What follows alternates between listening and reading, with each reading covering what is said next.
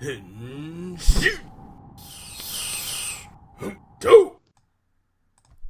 guys, welcome to this episode of the GMTC Toku. GMTC Toku. As always, I'm your host, the Frozen Stratos. Here with me today, we have something in my throat. You okay? Michael, just intro yourself. You and can't Makotoa. do it. There it is. Guys, look at our... And the Cinder Blaze. There it is. Look at our awesome new setup. We got twinkly lights, all that sort of stuff. Ooh, we're moving through space. We're going to be reviewing for you episode 9, number 9 of Lupinranger versus Patranger, and I have a cake. Guys, and that's why I'm coughing. Guys, this is a pretty good episode. Pretty good Lupin Red focus episode, if I'm being honest. Yep. Yeah. Okay, I think that's good. Guys. I think we're good. Yeah, I think we're good here. It was good, and we're good. Good night. Are we good? I don't know. Let's start off with probably one of the best openers for this series. Apparently it's warming up. It's springtime, and Batman just walking down the street, and he sees a sombrero dude just munching on some ice. He's like, "Oh, I guess the warm weather brings the freaks out."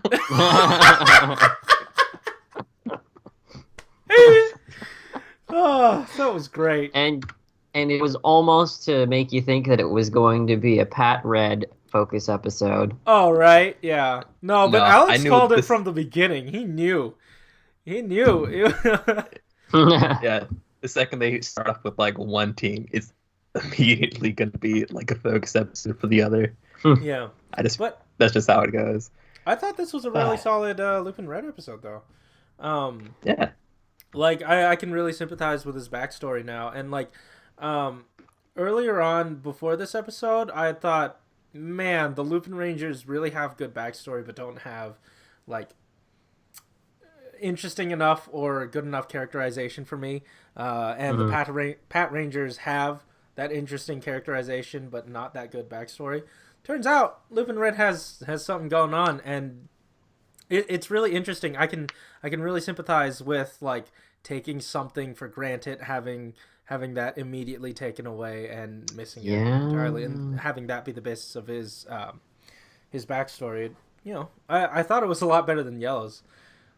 Yeah, and it kind of explains a little bit more about his personality, because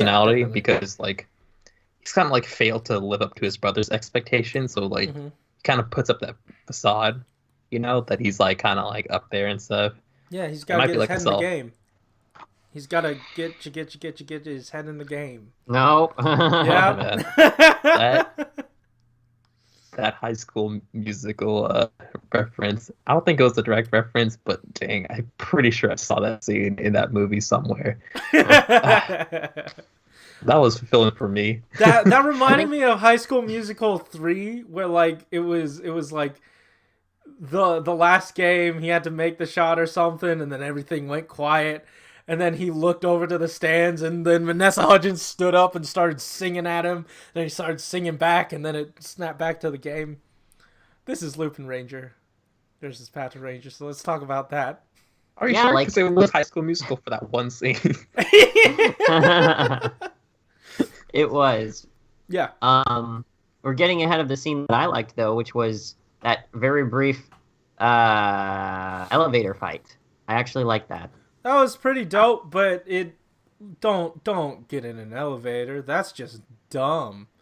It's like a life or death situation. It's you stay where everyone's shooting their guns and shooting lightning, or you go in the elevator where there's a door which might shield you from all that stuff. Yeah. There wasn't any stairs nearby. At least I didn't see them. So many things could go wrong in an elevator, especially with danger. Problems weren't in the elevator. Problems were outside of the elevator. Yeah, I know, but how was she supposed to expect that dude to chase her, even though that's his sole objective? If you've seen any Toku object, they can be used as a slicing thing. Is she supposed to know that? You think she watches Toku? She's French. She lives in Toku! She's French.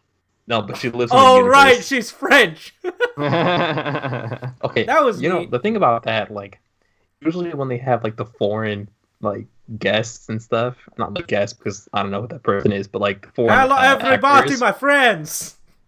What? Yeah. Whenever, like, the foreign actors is, like, speaking a different language, usually it's done, like, a really cheesy and corny way, but it actually felt kind of natural in this one.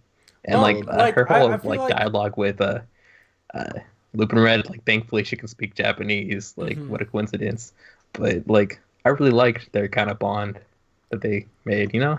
Yeah, that was definitely pretty good. And I mean, I don't know if we'll be seeing that character again, but just like with Zyuohger, even the side characters, you really get to know them like really well, and you want to see them do well for themselves. And I feel like this writer is pretty good at getting you to care about side characters that come in. Like Yeah. I'm referencing like Leo's episode. I'm referencing actually, yeah, a lot of Leo's episodes. Yeah, it's something, like, I really missed, that a lot of, like, the older Sentai really had an abundance of. Because, like, I remember Shinkenger, like, I can't remember the specific episodes anymore because it's been so long. Yeah. But for a lot of the Villain of the Week episodes, like, we kind of bonded with, like, a character and, like, each one of them. So even though it was kind of, like, episodic and kind of predictable in some cases, like we still got something out of it. And Yeah. for a lot of, like, the more recent Sentai, like, they have the Villain of the Week, but they only interact with the Rangers, and usually in very limited ways, you know? So this was quite refreshing to see, even though it's, like, an old staple. Yeah. No, I mean, like, I feel like the strength of actually this show comes from, like, the writer having something they want to say or something they want to write. Like, the problem with Q-Ranger, I feel like, is that, like, either there were too many things people wanted to say, or they just didn't have anything they wanted to say.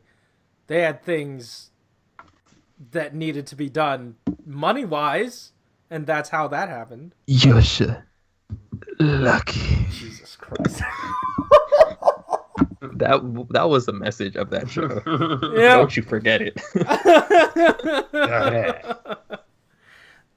We should. Now imagine it in the lisp of the old dude in Lupinranger. Yosha. Lucky. I imagine that dude is very wet. Like, when he speaks, there's just a lot of moisture. You know what I mean? Yeah, I Yeah. actually understand. I don't. No, okay. I will say that the best line of this episode was, "What?" I did enjoy that. But I feel like the sort of biggest part of this episode was that they actually lost a piece of the Lupin collection. Oh yeah. Yeah. Oh yeah. Oh yeah. Oh yeah. What? Yeah. What? And I really do. I'm interested to see what those repercussions are. And Are this you again- really though? Yeah, I am. I feel like it's way too early for it to actually have repercussions. But Like- it goes back to, you know, the writer actually having something they want to say. They're raising the stakes. We've already set this status quo, and now we're breaking it, and we're seeing what happens when that status quo is broken. Yeah. Because, like, I actually didn't notice that every single other villain, they managed to take out his object before getting blown up by the police. Because, like, Yeah. you know, the Power Rangers just go straight into blowing up the dude. They don't even really care. Like, Yeah. I don't know why they don't care. Like, No, they don't care because they personally don't need it. If they need gear, like, it'll be provided. It's nothing, like, they're not after the collection. They're after the Gangler. yeah, but, like, why can't the Lupin Rangers, like, actually tell the cops that, like, hey, we actually just need the little box in them, and then you can just blow them up, you know? Because they're thieves. Yeah. I mean, obviously Pink sort of had that understanding in her Focus episode, or something you know, she wanted to give it to Yellow. She didn't realize how important it was. But to see those guys just sort of break down immediately, that was it. I mean, like, Yeah. I almost thought they were just going to give up and turn themselves in or something. Yeah, maybe a little bit, but Just like rage quit. Oh, I also love how quickly the side character of the episode figured out that he was Lupin Red. They're not good at hiding it if it's not the Patrangers that they always goof on. I thought that he hedged right in front of her. Yeah, right? he did. That's the thing. No, but she found out ahead of time. Did she? Yeah, because they were talking about it and she was there behind the wall. Oh yeah. Yeah. Okay. Yeah. Okay, But I didn't anyways. pick that up. Huh? Oh. I didn't pick that up. Well, I picked it up and gave it to you. Do you like it? Hey. Yeah. Yeah. Hey, can you pick that up for me when you're out? Can you? Don't buy it. Just pick it up. Hey guys, I think that just about does it for us. If you like this episode, hit that like button and subscribe if you want to hear more from us each week. And hey, we got a brand new anime channel. That's right. Yeah. All the anime content that would normally be here is now going there, and then this is turning into a Tokusatsu channel. So if you like anime stuff, head on over there, but stay here. Stay here. Don't leave. Don't keep it juicy. See ya. Michael? Okay, bye, Michael. Okay, bye, Michael.